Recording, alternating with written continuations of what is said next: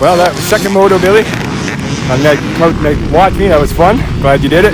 I almost went down when I saw you taking pictures of me, but popped out of the whole shot. I almost looped out, had to get off the throttle, got back on it, ended up fourth or fifth in the whole shot. I think I passed maybe no one, and maybe got past 3 or 4 times. So if I'm 5th, 6th, 7th, I'm good with that. I stayed up and I finished the moto. That was all about it. The track was awesome. A little rough for me. Like second moto, the braking bumps were big, and coming into the corners, I was like pretty intimidated sometimes. So all good though. What a blast.